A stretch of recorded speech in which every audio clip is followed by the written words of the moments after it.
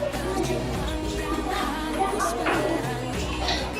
jangan apa, saya cuma bisanya buat satu, tidak apa-apa, yang penting dipasang.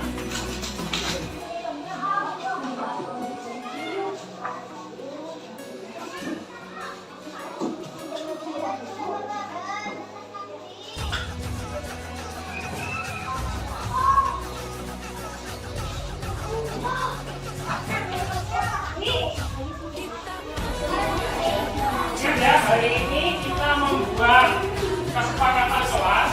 Ya, pada hari ini kita membuat kesepakatan kelas yang nantinya akan kita laksanakan bersama. Sudah? Harus dipasang tidak apa-apa.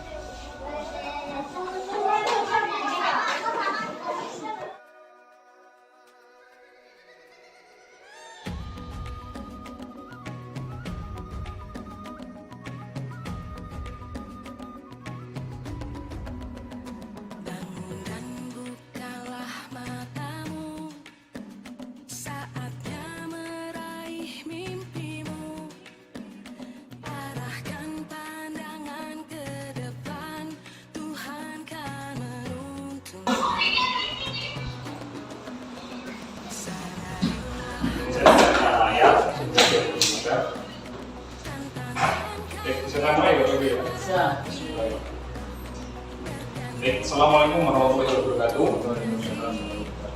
Yang terhormat Bapak Kepala UPTD SDN Pekalongan 2, yang kami hormati Bapak dan Ibu dari UPTD SDN Pekalongan 2. Pada kesempatan hari ini saya mengucapkan terima kasih atas waktu dan kesempatan yang diberikan kepada saya untuk dapat menyebarkan pemahaman dan penerapan pengalaman budaya positif yang saya laksanakan di UPTD SDN Pekalongan 2 sebagai bukti aksi nyata yang telah saya laksanakan dalam program Guru Penggerak Angkatan 8. Baik Bapak Ibu, selanjutnya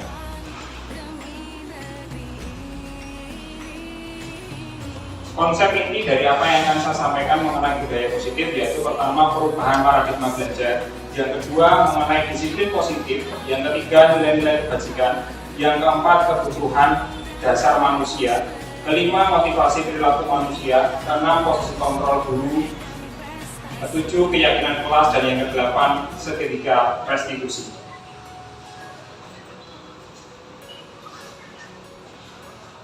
Pembelajaran dengan paradigma baru yaitu berbasis berdiferensial, menyesuaikan metode dan tahap perkembangan psikologi murid. Tujuannya adalah menciptakan profil pelajar Pancasila yang sesuai dengan kebutuhan dan potensi unik setiap murid. Jadi sebenarnya murid kita itu bukan selembar kertas putih, melainkan selembar kertas buram. Mereka sudah membawa potensi sendiri-sendiri. Ada yang bisa membaca, ada yang bisa menulis, bahkan ada yang cuma bisa olah fisik. Seperti dia pandai di olahraga, tapi di matematika tidak bisa. Misal contoh artis di Indonesia, anaknya Asanti, dia matematika selalu mendapatkan nilai 4, tapi di musik dia sangat berprestasi. Seperti itu, itulah tugas kita untuk mengembangkan itu semua.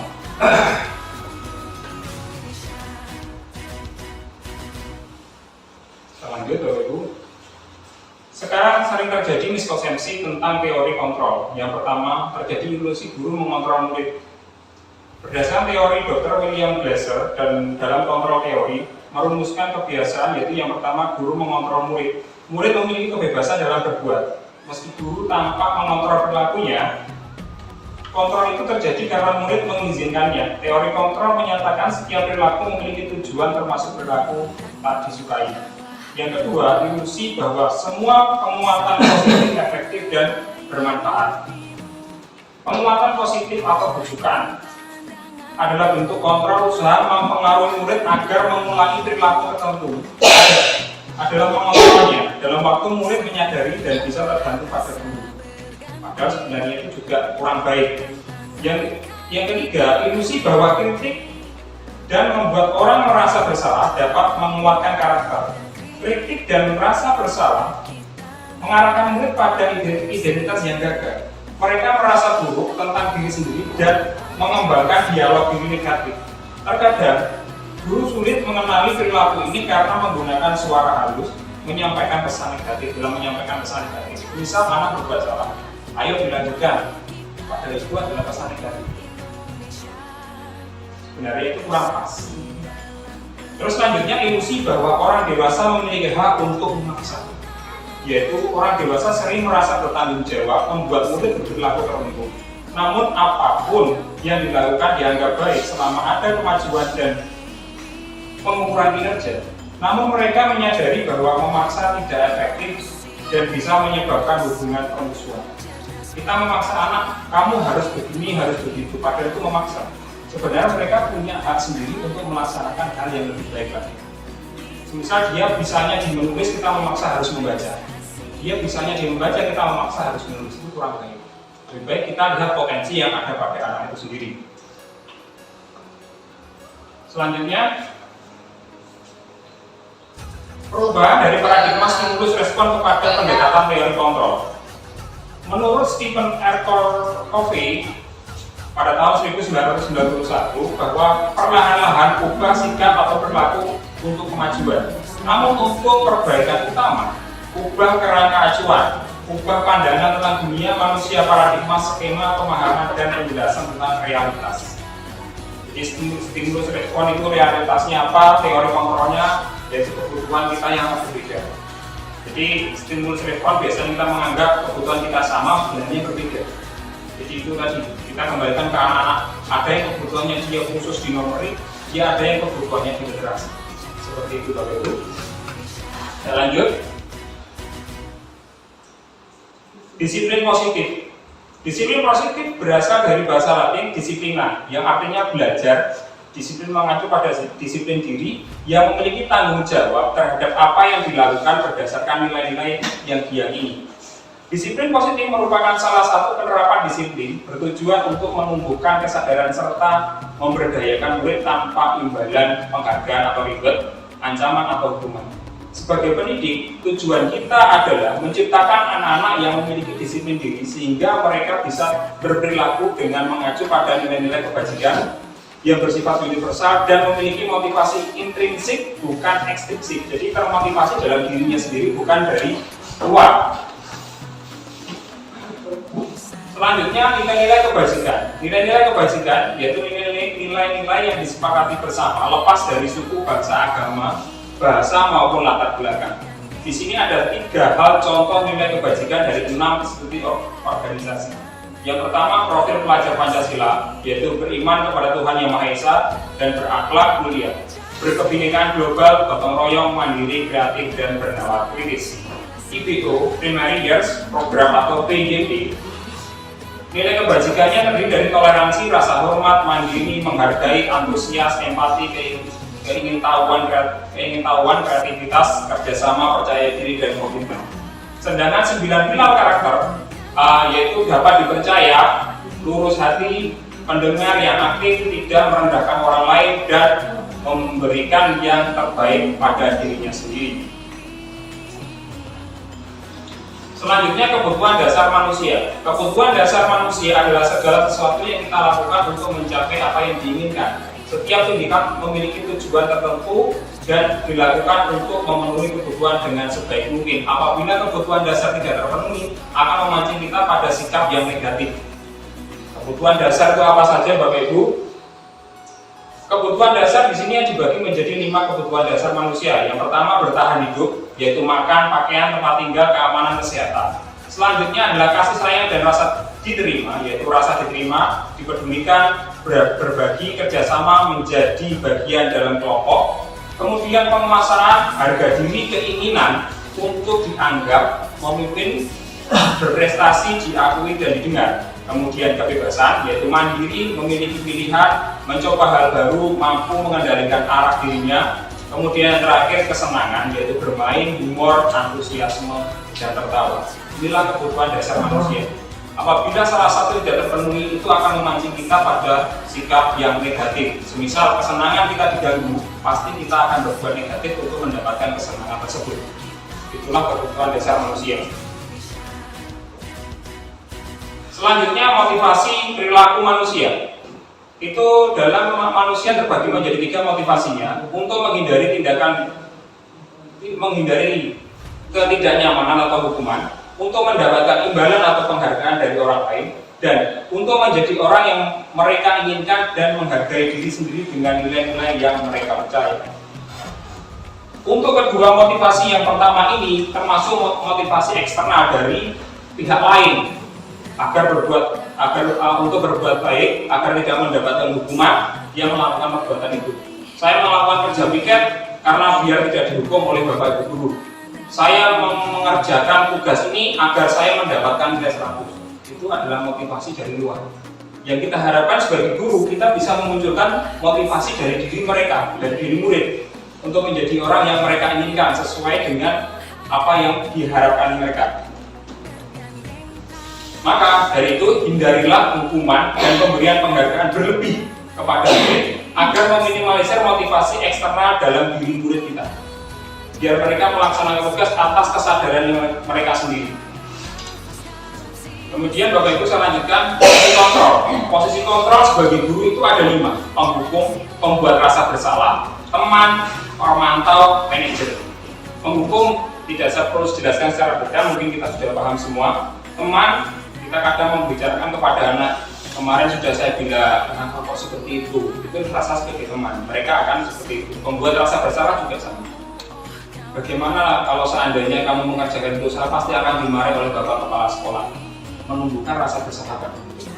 Pemantau seperti biasa kita lakukan. Peraturannya harus pakai sepatu hitam, hari itu pakai sepatu putih. Kita tidak perlu bilang, ayo sepatunya dikumpulkan. Nah, pakai sandal, ayo sandalnya dikumpulkan. Itu contoh. Selanjutnya manajer. Di sini yang kita harapkan adalah kita sebagai manajer, yaitu posisi di mana guru berbuat sesuatu bersama dengan murid, mempersiapkan murid, mempertanggungjawabkan perilakunya, mendukung murid agar dapat menemukan solusi atas permasalahan yang mereka berdua.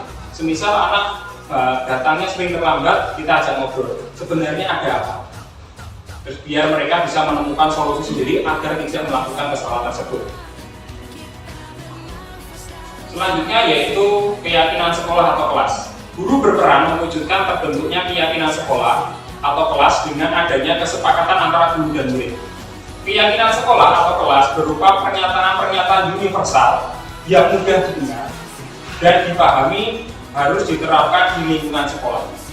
Untuk keyakinan kelas atau sekolah itu sebenarnya tidak terlalu banyak, cukup sedikit saja, 5 atau 10 terlalu banyak. Guru bersama rekan sejawat atau murid membuat keyakinan sekolah atau kelas berupa pernyataan-pernyataan positif yang universal, yang mudah diingat dan dipahami, harus diterapkan di lingkungan sekolah atau kelas secara sadar tanggung jawab. Misal menghormati, menghargai orang lain, disiplin, menjaga kebersihan lingkungan dan lain-lain, agar mewujudkan motivasi internal dari murid. Pembuatan keyakinan kelas sebenarnya bersifat abstrak, berupa pernyataan universal dibuat dalam pernyataan positif, sedikit saja agar mudah diingat, kemudian sesuai dengan kondisi sekolah atau kelas agar mudah diterapkan. Selanjutnya semua warga sekolah atau kelas dilibatkan dalam membuat keyakinan kelas atau sekolah. Ini contoh keyakinan kelas yang saya buat bersama dengan anak-anak, yaitu datang tepat waktu, bergotong royong, rajin belajar, berbicara sopan, menjaga kebersihan. Itu adalah keyakinan kelas. Mungkin bisa dibilang ada dulunya peraturan kelas, dirubah menjadi kesepakatan kelas, dan akhirnya keyakinan kelas, agar mereka yakin untuk melaksanakan. Kemudian penerapan yang sudah saya lakukan mengenai proses pembuatan keyakinan kelas. Di awal murid saya ajak untuk membuat peraturan terlebih dahulu, kemudian konsekuensinya apa, selanjutnya dibentuk kesepakatan kelas, dan terakhir jadilah keyakinan kelas seperti ini. Dari peraturan kelas yang nadanya bersifat negatif, semisal tidak boleh datang terlambat, tidak boleh telat, tidak boleh apa, kita rubah menjadi datang tepat waktu, terus rajin mengerjakan tugas, kemudian mengerjakan piket bersama seperti itu. Terus kemudian kita kumpulkan menjadi kata-kata yang baik, diambilkan dari P5 profil pelajar Pancasila juga bisa dikaitkan ke situ, akhirnya muncul keyakinan kelas bersama yang nantinya bisa dilaksanakan bersama.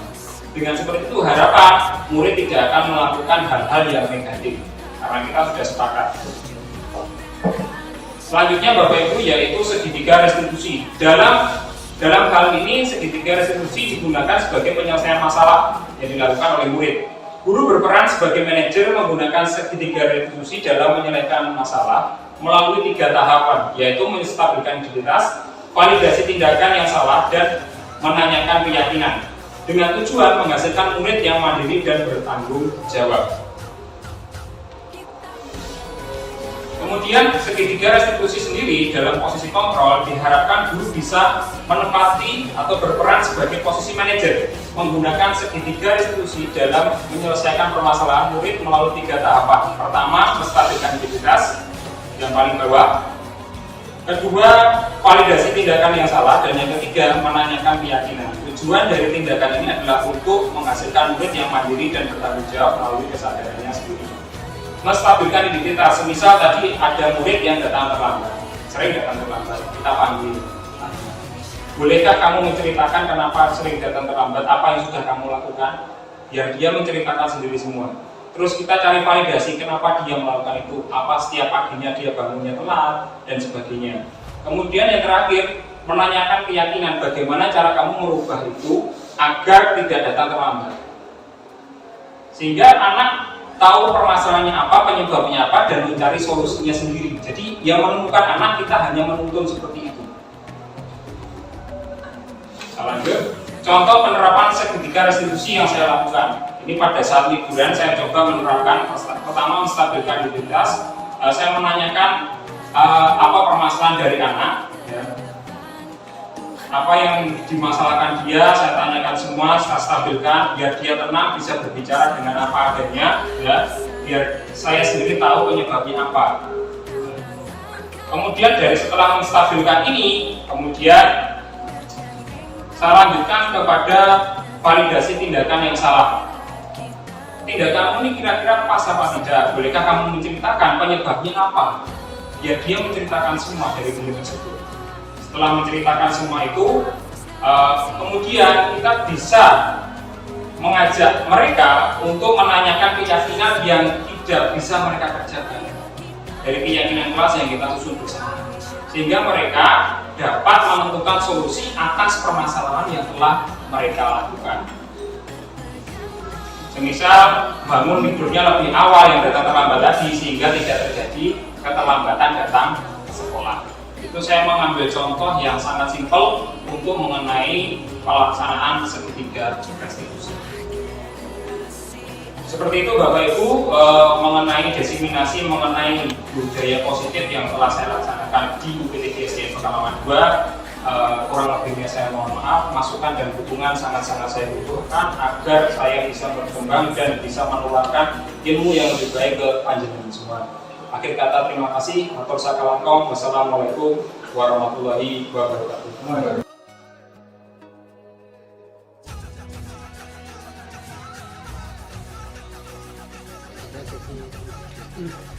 Boleh ada saya menerima masukan dari Bapak Ibu.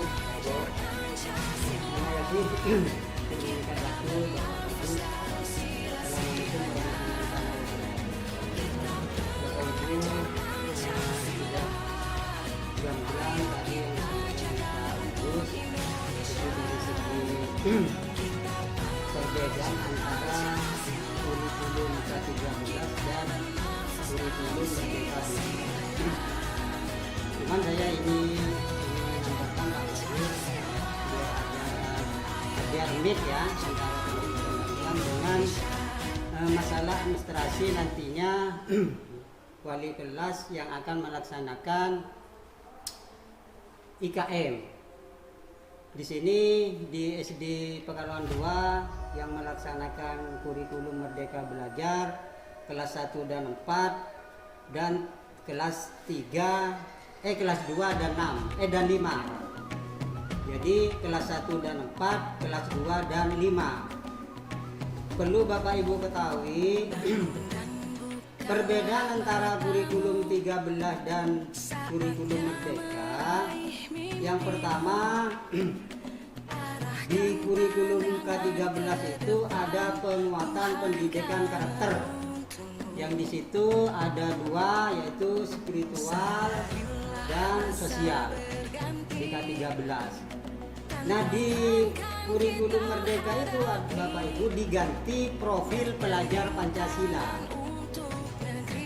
Dan P5, apa P5 tadi sudah disampaikan oleh Pak Bagus, proyek penguatan profil pelajar Pancasila. Jadi ini nanti dicantumkan Bapak Ibu antara profil pelajar Pancasila dan P5 itu dicantumkan di raport. Raportnya terpisah. Kalau di K13 jadi satu, kalau di Merdeka Belajar itu Bapak Ibu antara raport pengetahuan dan P5 itu terpisah Bapak Ibu, tidak jadi satu. Bentuknya seperti apa mungkin ini nanti insya Allah hari Kamis dan Sabtu ada pelatihan untuk guru kelas 1 dan 4 kurikulum Merdeka Belajar. Nanti masih belum ada undangannya, nanti saya sampaikan. Terus perbedaan yang kedua di KD, kompetensi dasar. Kalau di K13 kompetensi dasar, kalau di kurikulum Merdeka KP, capaian pembelajaran. Terus silabus diganti ATP, alur tujuan pembelajaran. Jadi mungkin Bapak Ibu sudah punya gambaran kalau silabus ya seperti ini, tidak jauh berbeda, cuman istilahnya diganti ATP, alur tujuan pembelajaran. Terus berikutnya rencana pembelajaran atau RPP itu sudah diganti modul ajar.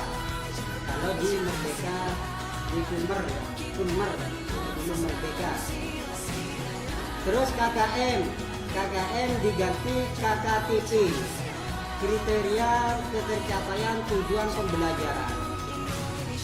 Terus di K13 pendekatan tematik diganti pendekatan pengorganisasian pembelajaran berupa dicampur, ada tematik, ada mapel, ada materi yang terintegrasi antara tematik dan mapel.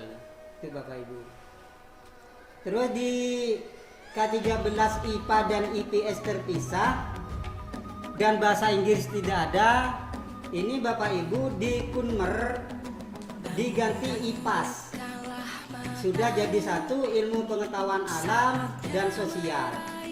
Dan ditambah lagi mapel bahasa Inggris Bapak Ibu. Mohon maaf, saya kemarin itu waktu rapat karena di sini lingkungan desa, jadi menurut saya nggak usah. Ternyata ini wajib Bapak Ibu ya. Nanti masalah tenaga pengajarnya bisa diatur, bisa Bapak Ibu belajar. Ini kan bahasa Inggris dasar cuman. Pak Sarif insya Allah sudah tahu nanti itu ya. Iya. Katanya dulu jadi dulu PPS sampai. Ya nanti bisa, atau nanti anak saya bisa diperbantukan gitu. Terus kalau di K13 itu ada semester ya, reguler atau semester. Tapi di Kunmer itu fase. Di SD itu ada fase A sampai D. A, B, enggak sampai C Pak. A, B, C. Ya sampai C fasenya, ada semester diganti fase. Itu lebih jelasnya mungkin nanti guru kelas 1 dan 4 yang akan itu mudah-mudahan nanti memberikan pencerahan kepada guru-guru yang di sini. Terus raport Bapak Ibu, rapor itu rapor pengetahuan dan keterampilan. Kalau K13 kan jadi satu ya, KI 3 dan KI 4. Kalau di Kunmer rapor terdiri dari rapor pengetahuan dan rapor proyek penguatan profil Pancasila atau P5. Jadi terpisah juga. Raportnya terpisah. Dan yang terakhir kurikulum tingkat satuan pendidikan kalau K13. Kalau di Kunmer diganti istilah kurikulum operasional satuan pendidikan atau KUSP. Saya tahun kemarin sudah membuat KUSP karena di sini sudah tahun kemarin kurikulum Merdeka Belajar. Sekarang sudah diganti lagi kurikulum Merdeka Berubah. Itu saja yang dapat saya sampaikan. Semoga nantinya Bapak Ibu Wali Kelas dan Bapak Ibu Guru Mapel bisa menyesuaikan dengan keadaan kurikulum yang sekarang. Jadi di sini ada 2 kurikulum, Bapak Bagus. Kurikulum Kunmer dan kurikulum K13. Itu saja yang dapat saya sampaikan. Terima kasih. Wassalamualaikum warahmatullahi wabarakatuh. Ada tambah lain? Bu Sri? Itu saja mengenai tadi keyakinan kelas. Setelah saya coba membuat keyakinan kelas dari yang negatif, terus anak-anak kan membuat sanksi atau ekspresi yang akan diterima jika melanggar. Ternyata dari sekian banyak itu anak-anak masih mempunyai paradigma hukuman waktu fisik. Nah, saya tanyakan bagaimana mengubah dari hukuman fisik tadi menjadi hukuman yang lebih mendidik. Tetapi kan kita tadi ada jangan selalu membuat memberikan reward pada merubah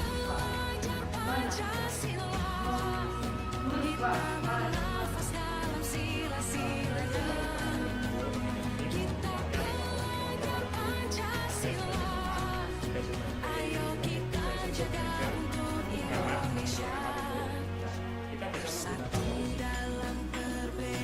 jadi konsekuensinya semisal mereka meminta fisik, kita ubah menjadi ke arah pembelajaran. Nah, bila mereka melakukan kesalahan tersebut, kita ubah hafalan tersebut. Bisa diarahkan ke sana. Jadi membuat kesepakatan itu dengan mereka. Jadi kita mengajarkan ke arah dengan satu menunjukkan ke arah jadi kita satu bisa melatih keterampilan misal yang tidak yang kurang bisa membaca dikasih suruh membaca dan sebagainya itu agar nanti bisa menunjukkan seperti pembelajaran berdiferensial itu sebenarnya kita mengolah kemampuan anak-anak agar lebih baik lagi. Jadi kita bisa mengarahkan ke sana juga. Makanya kita di awal membuat kesepakatan atas dan juga membuat asesmen diagnosis awal agar kita tahu kemampuan mereka lebih tinggi.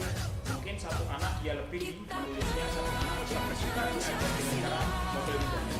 Kita bisa membuat kelompok-kelompok belajar agar mengenai yang pelanggaran di dalam anak kita bisa melaksanakan dengan cara sedikit kemudian ditanya penyebabnya apa mereka bercerita semua terus diajak itu pun tidak kita perlu pelatihan berkali-kali secara teori kerjanya itu berjalan kita juga harus mencoba lagi agar anak selesai itu hari yang lain dia akan melakukan dia tinggal mengingatkan kamu sudah melaksanakan atau bahkan kita bisa membuat kesepakatan secara tertulis seperti itu Bapak Ibu, terutama untuk yang kelas atas karena kelas atas sangat riskan pengaruh dari yang hal-hal yang lain. Seperti itu mungkin tanggapan dari saya dan terima kasih atas masukannya.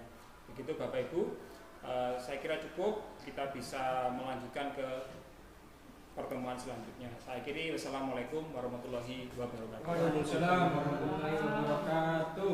Alhamdulillah.